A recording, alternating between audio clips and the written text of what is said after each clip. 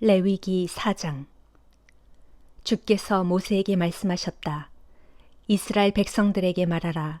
누구든지 주께서 하지 말라고 명령하신 것을 실수로 어겼을 경우에는 이렇게 하여라.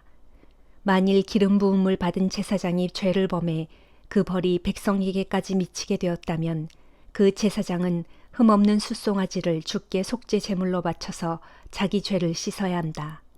그 사람은 회막문 곧 주 앞으로 송아지를 끌고 와서 소의 머리 위에 손을 얹은 다음 주 앞에서 그 소를 잡아라. 기름 부음을 받은 제사장은 그 피를 얼마간 받아들고 회막 안으로 들어가서 그 피를 손가락으로 찍어 성소 휘장 앞 곧 주 앞에 7번 뿌려라. 제사장은 주 앞 곧 회막 안 향단 뿔들에 그 피를 발라야 한다. 나머지 피는 회막 문 앞에 있는 번제단 밑에 모조리 쏟아야 한다. 또 제사장은 속죄 제물로 바치는 숫송아지의 기름 덩어리를 모조리 떼어내야 한다. 곧 내장을 덮고 있는 기름 덩어리와 그 주변의 기름 덩어리, 허리에 붙어 있는 두 콩팥과 그것을 덮고 있는 기름 덩어리, 콩팥을 떼어낼 때 함께 떼어낸 간을 감싸고 있는 꺼풀을 모두 떼어내야 한다. 화목제물을 드릴 때와 마찬가지로 제사장은 기름 덩어리를 떼어내어 번제단 위에 올려놓고 모조리 불살라야 한다. 하지만 숫송아지의 가죽과 살코기, 머리와 다리, 내장과 똥 등 숫송아지의 다른 부분은 모두 진영 밖 정결한 곳, 곧 재를 버리는 곳으로 가져가서 장작불을 피우고 모조리 불살라라. 만일 이스라엘 온 회중이 주께서 하지 말라고 명하신 것을 실수로 어겼을 경우 그들이 그 사실을 깨닫지 못하더라도 죄가 된다. 나중에 자신들이 범한 죄를 알아차리게 되면 회중은 속죄제물로 숫송아지를 회막 앞으로 끌고 와서 주께 바쳐야 한다. 회중의 장로들이 숫송아지의 머리 위에 손을 얹은 다음 주 앞에서 그 숫송아지를 잡아라. 기름 부음을 받은 제사장은 그 숫송아지의 피를 받아들고 회막 안으로 들어가라. 제사장은 그 숫송아지의 피를 손가락으로 찍어 성소의 휘장 앞 곧 주 앞에 7번 뿌려라. 제사장은 회막 안에 계시는 주 앞에 분향제단에 붙어있는 뿔들에 그 피를 발라야 한다. 나머지 피는 회막 문 앞에 있는 번제단 바닥에 모조리 쏟아야 한다. 기름 덩어리는 모두 떼어내어 번제단 위에 올려놓고 불살라야 한다. 제사장은 속죄 제물로 바친 숫송아지를 처리한 것과 마찬가지로 이 숫송아지를 처리해야 한다. 이런 방식으로 제사장이 회중을 대신하여 속죄를 하면 그들은 용서를 받게 된다. 제사장은 숫송아지를 진영 밖으로 가져다가 첫 번째 숫송아지를 불사른 것처럼 불살라야 한다. 만일 백성의 지도자가 실수로 주 하나님의 명령을 어기면 그는 죄를 범한 것이다. 나중에 자신이 죄를 저질렀다는 것을 깨달으면 그 지도자는 흠없는 숫염소 한 마리를 제물로 가져와야 한다. 그는 숫염소 머리 위에 손을 얹고 주 앞에서 제물을 죽이는 곳에서 그 짐승을 잡아야 한다. 제사장은 그 속죄 제물의 피를 손가락으로 찍어 번제단의 네 모퉁이에 붙어있는 뿔에 바르고 나머지는 모두 번제단 바닥에 쏟아야 한다. 제사장은 숫염소 몸뚱이에서 떼어낸 기름 덩어리를 모두 번제단 위에 올려놓고 화목제물을 바칠 때와 마찬가지로 불살라 바쳐야 한다. 이렇게 제사장이 그 사람을 위해 속죄하면 그는 용서를 받게 된다. 만일 백성 가운데 어떤 사람이 자신도 알지 못하는 사이에 주 하나님의 명령을 실수로 어겼더라도 그는 죄를 범한 것이다.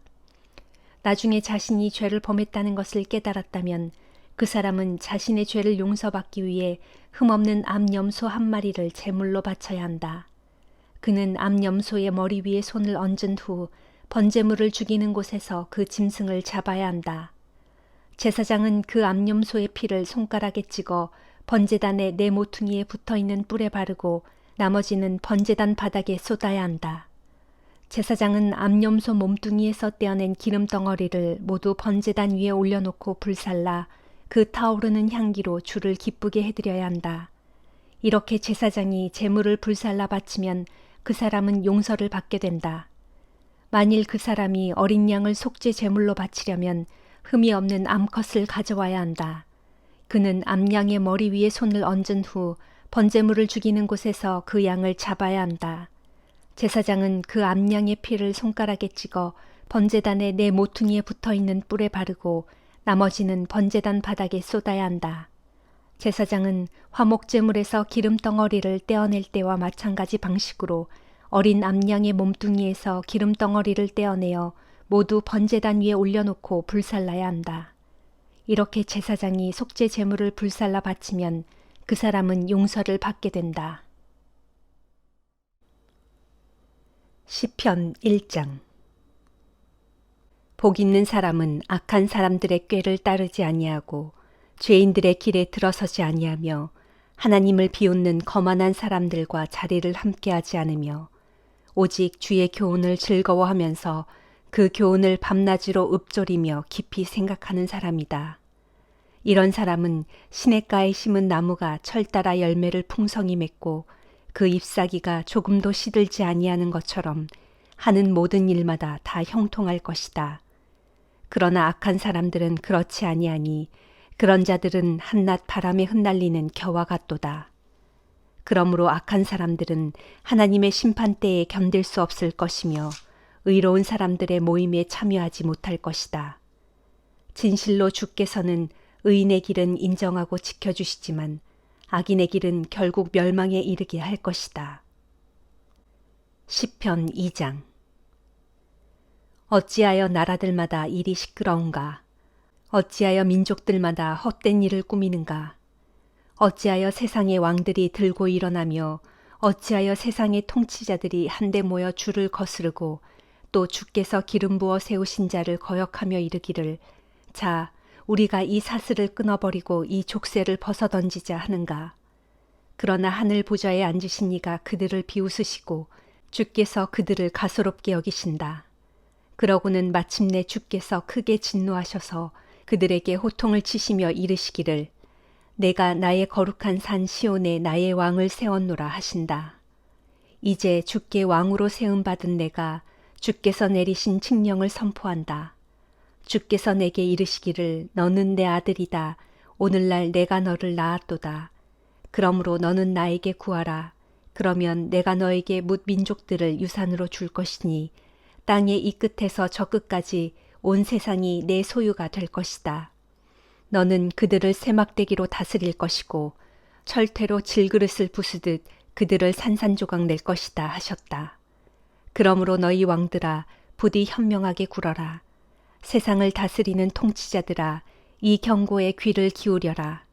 주를 경외하고 그분을 섬겨라. 떨리는 마음으로 주를 찬양하여라. 그분의 아들에게 복종의 마음으로 입을 맞추어라. 그렇지 아니하면 그분의 진노가 지체 없이 너희에게 임할 것인즉 너희가 너희 걸어가는 그 길에서 속히 멸망할 것이다. 그러나 누구든지 주를 의지하여 그분을 자기 피난처로 삼는 자는 복이 있도다. 잠언 19장. 가난해도 흠없이 진실하게 살아가는 사람이 입술로 거짓말하며 미련하게 살아가는 사람보다 낫다. 지식 없는 열심은 바람직하지 않고 너무 서두르면 잘못을 범하기 쉽다. 사람은 자신이 어리석어 자기 인생을 스스로 망쳐놓고도 마음속으로 주를 원망하기 일수다. 재산이 많으면 친구도 덩달아 많아지지만 재산을 잃고 빈털터리가 되고 나면 친구들이 다 떠나간다.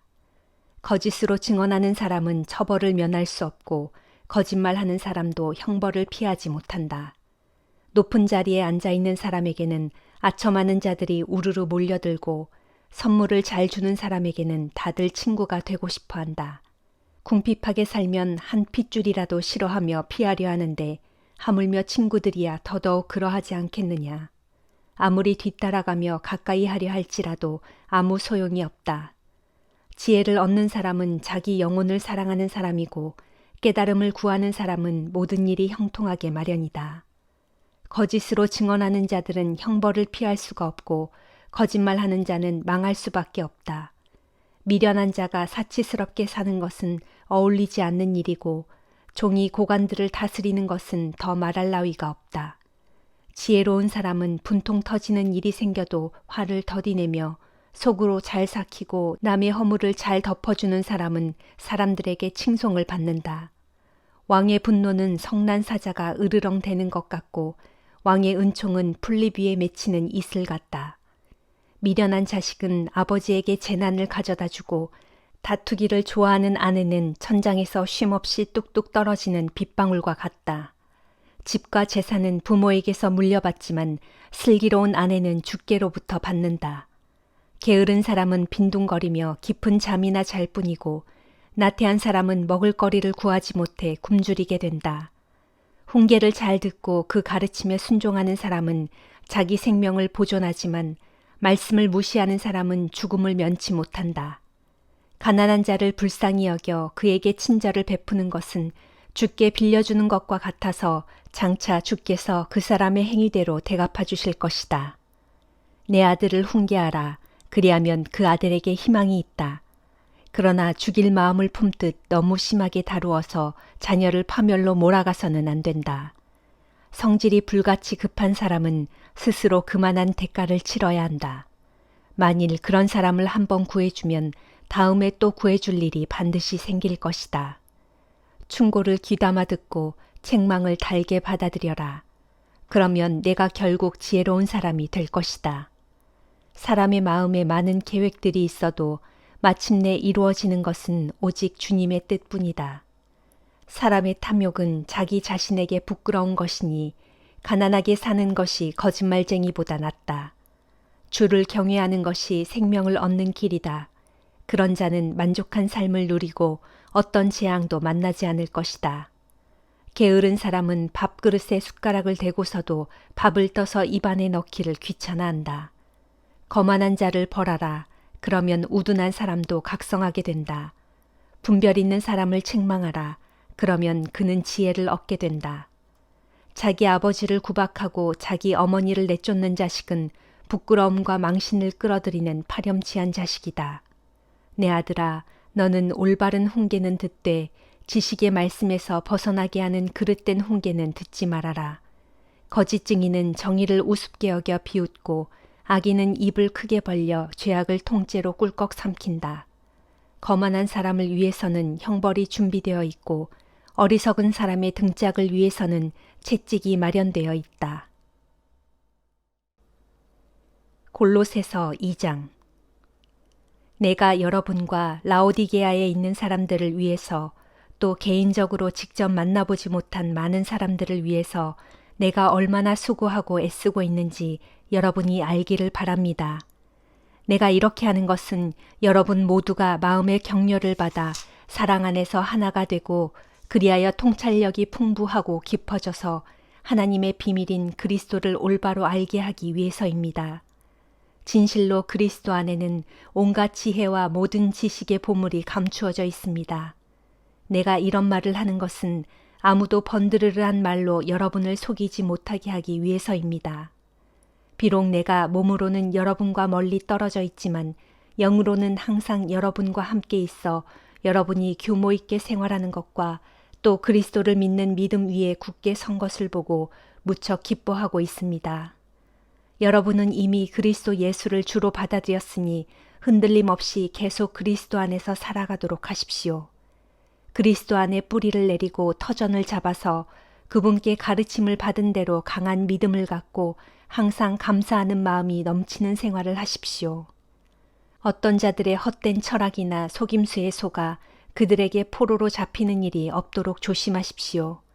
그런 자들의 철학은 그리스도의 말씀에 근거한 것이 아니라 다만 인간의 사상에 기초하고 있는 것으로서 이 세상의 유치한 원리 위에 세워진 것입니다. 오직 그리스도 안에 온갖 충만한 신적 성품이 육신의 형태로 머물고 있습니다. 그리고 여러분도 그분 그리스도 안에서 충만함을 입었습니다. 참으로 그리스도는 모든 통치와 권세의 머리가 되시는 분이십니다. 그분 안에서 여러분은 죄 많은 육신의 몸을 베어내는 할례를 받았는데 그 할례는 곧 사람의 손으로 이루어진 사람의 할례가 아니라 그리스도에 의해 이루어진 그리스도의 할례인 것입니다. 여러분은 세례를 받음으로써 그리스도와 함께 죽었고 또한 죽은 자들 가운데서 그리스도를 살리신 하나님의 권능을 믿음으로써 그리스도 안에서 그리스도와 함께 다시 살아났습니다. 여러분이 전에는 죄와 할례받지 않은 육신의 욕망으로 인해 죽었지만 하나님께서는 여러분을 그리스도와 함께 살리셔서 우리의 모든 죄를 용서해 주셨습니다. 또한 하나님께서는 우리를 거슬러 대적하는 각양 율법의 조문들이 적혀 있는 빈 문서를 말끔히 제거하셨는데 곧 그것을 십자가에 못 박아 아주 없애버리셨습니다. 나아가 하나님께서는 모든 통치자들과 권력자들의 무장을 완전히 해제시키시고 그들을 그리스도의 십자가 개선 행진에 내세워 많은 사람들의 구경거리로 삼으셨습니다. 그러므로 먹고 마시는 일에 대해 또 종교적인 절기와 관련하여 초승달 축제나 안식일 문제 등에 대해 아무도 여러분을 비난하며 정죄하지 못하게 하십시오. 이러한 것들은 다 장차 올 것들에 대한 그림자에 불과할 뿐입니다. 그것들의 실체는 오직 그리스도 안에 있습니다. 일부러 겸손한 체 하면서 천사 숭배를 주장하는 자들에게 속아 넘어가서 여러분이 받을 상을 놓치는 일이 없도록 삼가 조심하십시오. 그런 자들은 자신이 본 환상을 고집하면서 교만한 마음으로 육신의 조잡한 생각을 부풀려서 말합니다. 그런 자들은 교회의 머리 되시는 그리스도께 붙어 있지 않은 사람들입니다. 우리의 온 몸은 머리 되시는 그리스도께 제대로 붙어 있어야 각 마디와 힘줄을 통해 영양을 공급받고 그래서 서로 유기적으로 결합되어 하나님께서 자라나게 하시는 대로 올바르게 자라나게 되는 것입니다. 여러분은 그리스도와 함께 십자가에 못 박혀 죽어서 이 세상의 유치한 규정들을 버렸는데도 어찌하여 마치 아직도 세상에 속한 양 그러한 헛된 규정들에 솔깃해야 한단 말입니까? 아직도 붙잡지 말라, 먹지 말라, 만지지 말라 하고 있으니 이게 어찌된 일입니까? 이런 규정들은 다 한때 쓰다가 버려지는 것들로서 사람이 만든 규정과 교훈에 기초하고 있을 따름입니다. 이 같은 사람의 규정들은 경건을 꾸민다거나 겸손한 채 한다거나 육체를 괴롭게 하는 데는 쓸모있는 지혜의 모양을 가질 수는 있겠지만 실제로 육신의 욕망을 절제하는 데에는 아무런 힘도 발휘하지 못합니다. 아멘.